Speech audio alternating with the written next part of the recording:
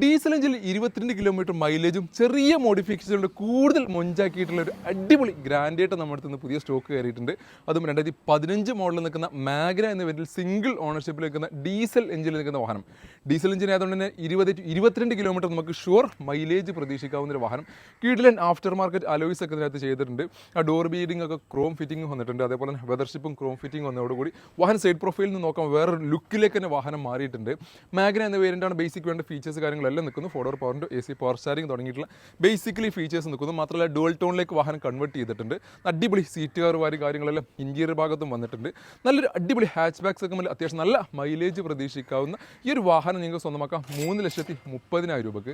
ഇനി ഡീസൽ വേണ്ട പെട്രോൾ മതിയെങ്കിൽ മറ്റൊരു ഗ്രാൻഡേറ്റൻ കിടക്കുന്നു. 2016 മോഡലിൽ നിൽക്കുന്ന ഗ്രാൻഡേറ്റൻ മാഗ്ന എന്ന വേരിയന്റിൽ സെക്കൻഡ് ഓണർഷിപ്പിൽ 62,000 കിലോമീറ്റർ ഓടിയുള്ള വാഹനം.